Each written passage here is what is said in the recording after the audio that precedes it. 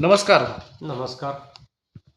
सध्या बोगस ठरावाबाबत ग्रामपंचायतमध्ये चाललेला वाद जाणून घेण्यासाठी आम्ही आलो आहोत. तर याची सत्यता काय आहे? प्रथमतः मी आपणास सांगू इच्छितो, मौजे पोखरकरवाडी आणि पिंपळगाव या महसुली हद्दीमध्ये गट नंबर 23 खाजगी मालकी डोंगर याचा प्रश्न हा गेले 6 ते 7 महिन्यापासून मोठ्या प्रखरतेने गाजत आहे.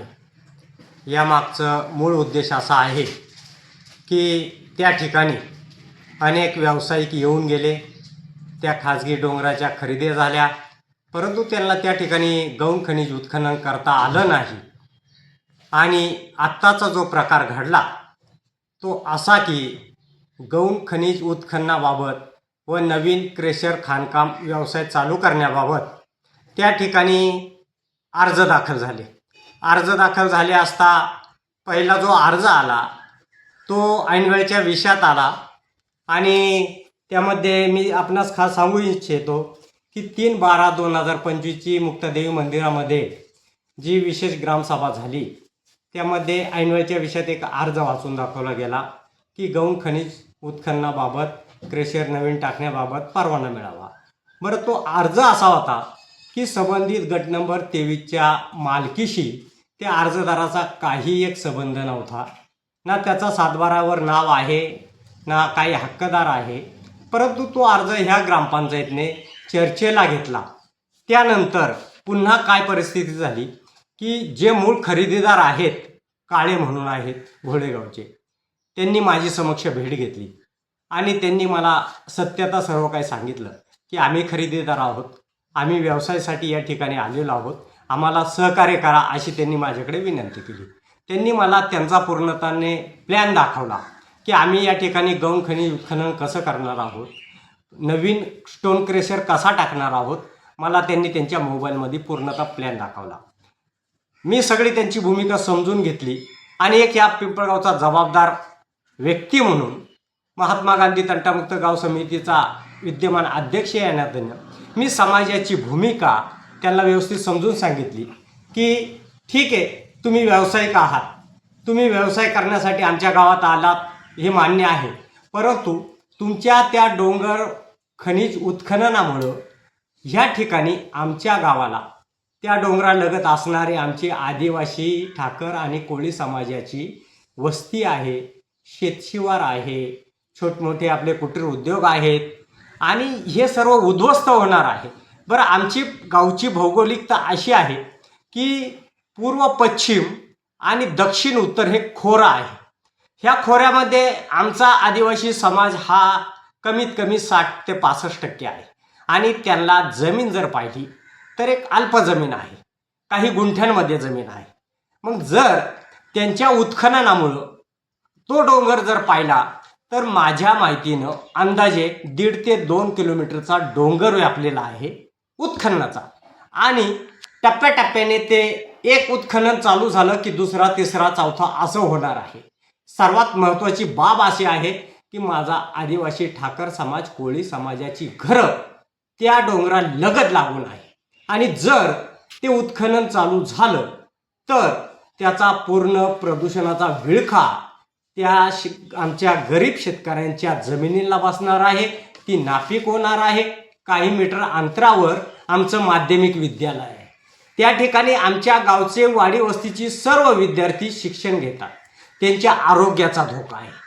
सगळ्यात महत्त्वाचं आमचा तरुण वर्ग याला उद्योग व्यवसाय नाही, नोकरी नाही, शेतीला बाजारभाव नाही. आज काहीतरी शेळीपालन करत असेल, कुक्कुटपालन करत असेल, दुग्ध व्यवसाय करत असेल, छोटे मोठे धंदे चालवतो ह्या गावामध्ये आणि जर ह्या उत्खननामुळे प्रदूषण वाढून त्यांच्या उद्योग व्यवसायाला जर बाधा निर्माण होत असेल तर हे उपयोगाचं नाही. मी त्या अर्जदारांना व्यवस्थित समजून सांगितलं, बाबांनो तुम्ही आउटसाईडला जा, कुठेही जा, तुमचा व्यवसाय करा, तुमच्या व्यवसायाला आमचा विरोध नाही, तुम्ही कराल, तुम्ही व्यवसायासाठी काही कराल, पण त्यामुळं आमच्या गावचं पूर्ण नुकसान होणार आहे. बरं, फक्त त्या वाडी वस्तीचा विषय नाही आहे की त्याचा विळखा हा पूर्ण आमच्या गावठाणाला लागणार आहे, आमच्या गावातल्या शेतजमिनीला लागणार आहे, आमचे धार्मिक स्थळ आहे. म्हणण्याचा उद्देश आहे की मंचर भीमाशंकर रोड आहे, त्या ठिकाणी आमचे छोटे मोठे कुटीर उद्योग आहेत, व्यावसायिक आहेत, या सगळ्यांना फटका बसणार आहे. आणि महसुली क्षेत्र जर पाहिलं तर मौजे पोखरकर वाडी ते पिंपळगाव, माता कर्जुदेवी डोंगर ते बुडकी वस्ती एवढा हा डोंगराचा व्याप आहे. आणि जो टप्प्याटप्प्याने उत्खननाचा भाग झाला तर आमचं गाव पूर्ण उद्ध्वस्त होणार आहे. आणि सगळ्यात महत्त्वाची बाब ही आहे की आमचं गाव पेसा क्षेत्रात मोडतं. पेसरा क्षेत्राच्या अटी आणि तटी केंद्रीय शासन निर्णयानुसार जर पाहिल्या तर डोंगराला उत्खनन करण्याची परवानगीच देता येत नाही.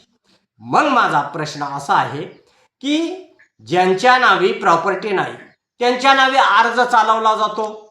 24/12/2025 रोजी जी ग्रामसभा मौजे पोखरकरवाडी या ठिकाणी झाली, त्या ठिकाणीचा मुख्य उद्देश मी असे सांगेन आणि पुराव्यानुसार बोलेन की मुख्यत्वाने मी आपल्याला सांगेन की जी एनओसी बनावट एनओसी मिळवली गेली ती आहे 20 मे 2026 रोजीची.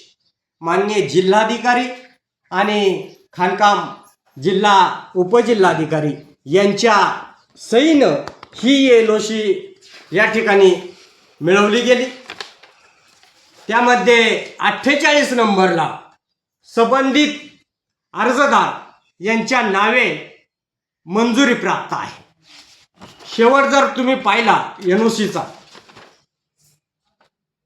सही शिक्के आहेत. जर आज 20 मे 2026 24/12/2025 कालावधी बघा, 5 ते 6 महिन्याचा कालावधी ह्या प्रक्रियेत गेला. आत्ताची परिस्थिती तुम्हाला सांगतो त्या मीटिंगची. 8 तारखेचा हा अजेंडा आहे. ह्या सिग्नेचर बघा, 24/12/2025च्या ग्रामसभेचा अजेंडा आहे. त्यानंतर 22/12/2025 संबंधित अर्जदार यांनी माझ्याबरोबर केलेल्या चर्चेनुसार आणि माझ्या विनंतीवरून जर तो अर्ज माघार घेतलाय, ग्रामपंचायत पदाधिकाऱ्यांचे सही शिक्के आहे. त्यानंतरचा विषय बघा, त्याच तारखेचा म्हणजे 24/12/2025चा दुसरा अजेंडा आहे. हा अजेंडा 22 तारखेला हा जाहीर करण्यात आलेला आहे. त्याच्यावरच्या सह्या सिग्नेचर पहा. म्हणण्याचा उद्देश हा आहे की 24/12ला एकाच दिवशी एकाच वेळेला 2 अजेंडे इश्यू केले गेले.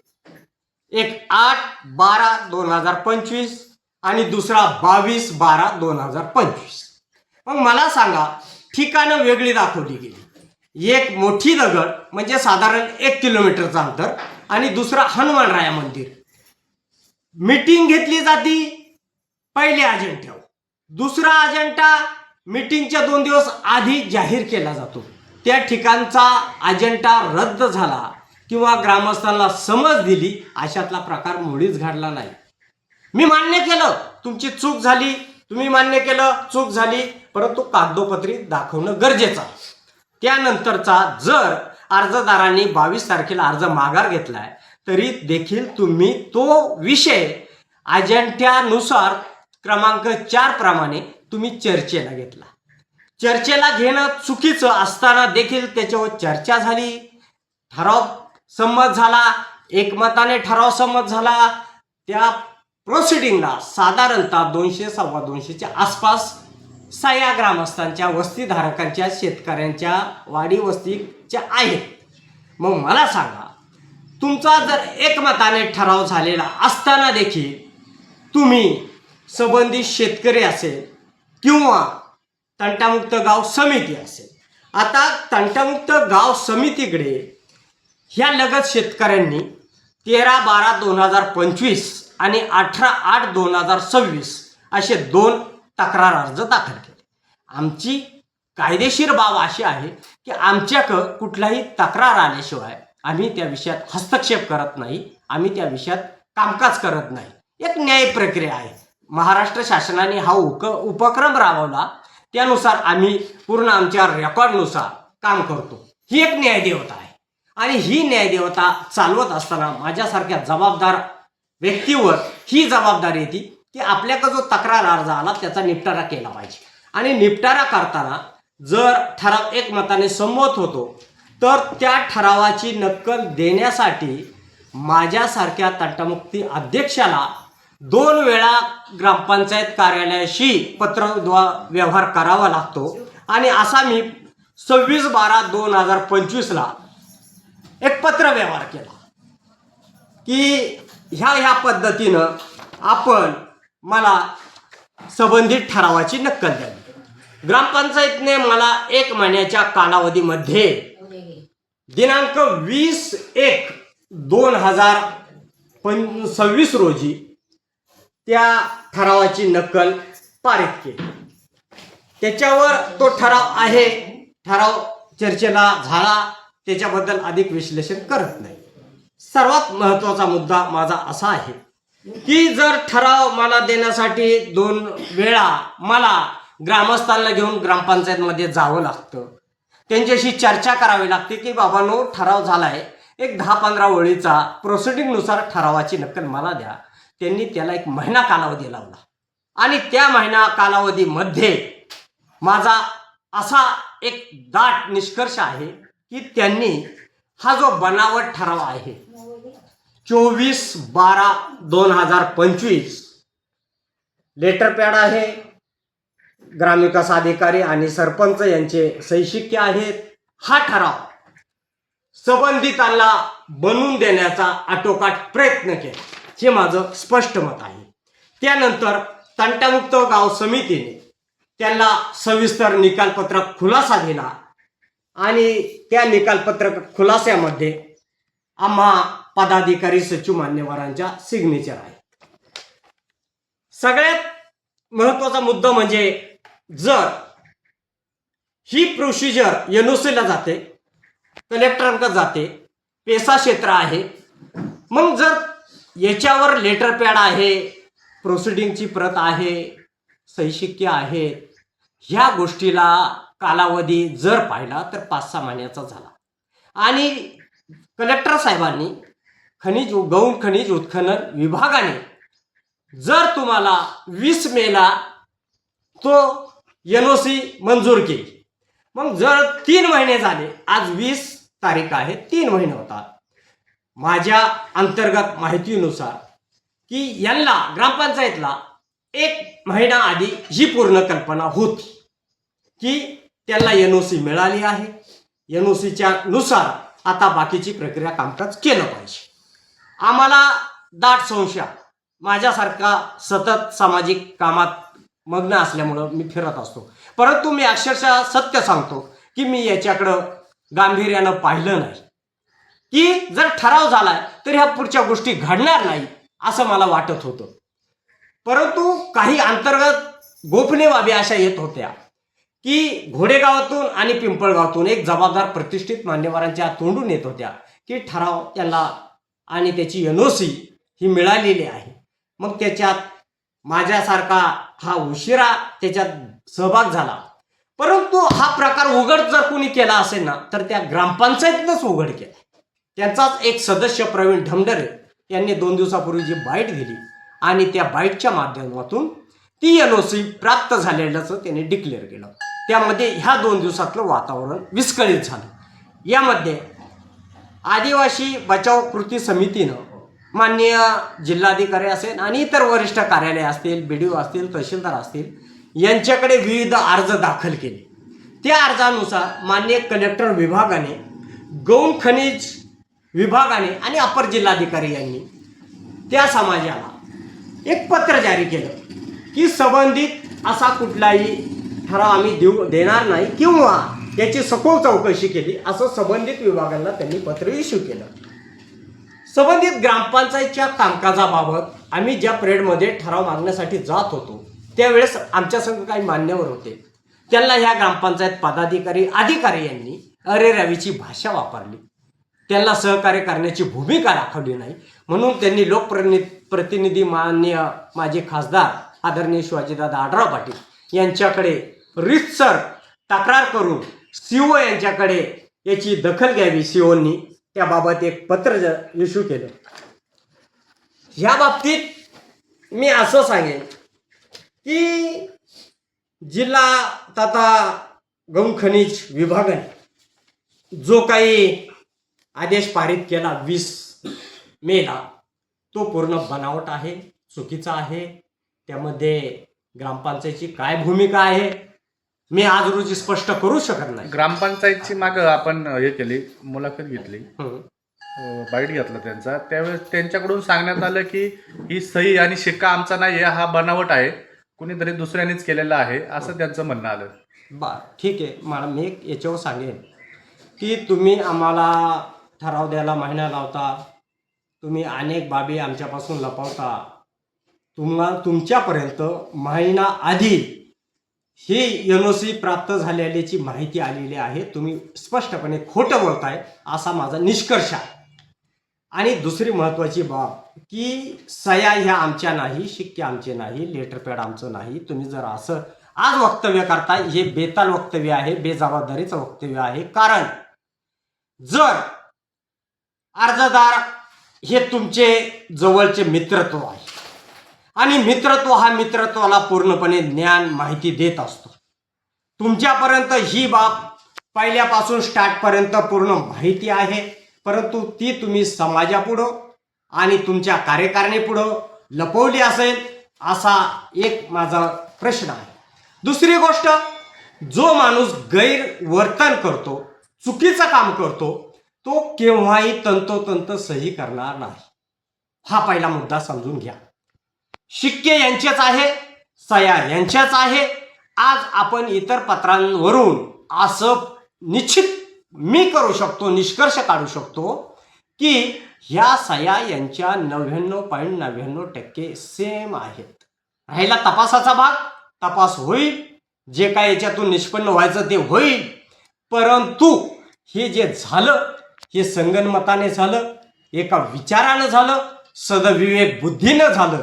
आणि मला यांचे जे बाईटचे प्रश्न उत्तर आहे ते मला संयुक्तिक वाटत नाही. कारण की हे पूर्णपणे आज खोटं बोलताय, बचाव पाहताय. अंतर्गत जी माहिती मला उपलब्ध झाली ती हीच झाली. उद्योग व्यावसायिक हे त्यांचं चूक नाही, ते येतात, त्यांच्या परीनं ते कागदपत्र रंगवतात, करून घेतात. गैरमार्गाने करत असेल, अन्य भानगडीतून करत असेल, तो माझा विषय नाही. फक्त आपल्या कार्यालयातून ती कागदपत्र गेली, यांच्या संमतीनं गेली आणि ही यांचीच कागदपत्र सही शिक्क्याची आहेत. भले त्या लेटरपॅडचा जर मजकूर तुम्ही पाहिला तर छत्रपती शिवाजी महाराजांचे फोटो आहे, कोड नंबर चुकीचा आहे. यांच्या लेटरपॅडवरती माता मुक्तादेवीचा फोटो आहे. लेटरपॅड तुमचा डुप्लिकेट छापू शकता हो. शिक्के आले, तुमच्या सह्या आल्या. आणि मी हेच म्हणेन की जर 3 महिने हा प्रकार तुमच्या लक्षात का नाही आला, 3 महिने झाले NOC येऊन, तुम्ही सतत प्रशासनात आहात, तुम्ही सतत प्रशासनाच्या कामात पुण्याला इकडे तिकडे जाता आणि अर्जदार हे तुमचे खास जवळचे मित्र आहेत, मग तुम्हाला ही माहिती नसेल कशावरून, हे मला संयुक्तिक वाटत नाही. हे माझं मत आहे. या अगोदर तुमच्याकडून ग्रामपंचायत बद्दल बोलत जात होतं, तो राग काढून तुम्ही बोलताय का हे सगळं? नाही, मुळीच नाही. मी एक समाजाचा हितचिंतक आहे. मी या गावचा मूळ वतनदार आहे. मी गेली 40-42 वर्ष निष्कलंकित निस्वार्थीपणे या समाजाची सेवा करतोय. माझा गाव आहे आणि माझ्या गावात मी एक जबाबदार कार्यकर्ता आहे आणि ह्या कार्यकर्त्याची भूमिका निभावत असताना मला ह्या तंटामुक्ती पदावर गावाने एकमताने बसवलं आणि एका वर्षासाठी नाही बसवलं तर आज हे 4थं वर्ष आहे. मी त्यांना सांगतो मला वेळ नाही, तरी गावाची माझ्याकडे अपेक्षा आहे की तुम्ही काहीतरी या गावाला मार्गावर आणू शकता. आमच्या गावची भौगोलिक परिस्थिती पहा, दयनीय अवस्था पहा, इतर गावांचा विकास पहा, आमच्या गावाचा विकास पहा. प्रत्येक गावात मान्यताप्राप्त नेता आहे, पुढारी आहे. आज आमच्या गावात कुणी नाही, वाली नाही, अशी परिस्थिती आमच्या गावची आहे. गोर गरिबांनी पुन्हा विश्वास ठेवायचा, कुणाकडे न्याय मागायला जायचं. आणि आमचा गाव हा पूर्णपणे दुर्बल घटकाचा गाव आहे, अल्पसंख्याकाचा गाव आहे. सर्व समाजाला एकत्र घेऊन चालवणं हे प्रथमतः आद्य कर्तव्य आहे. आणि अशा जर गोष्टी ह्या घडत असतील तर ह्या मोठ्या गंभीर आहेत. तुम्ही या अगोदर रस्त्याबाबत तुमचा जो प्रश्न होता त्याबाबत तुमचं काय म्हणणं आहे? मी यावर निश्चित बोलेन, परंतु ही न्यायदेवता आहे, मी थोडा बाजूला आहे.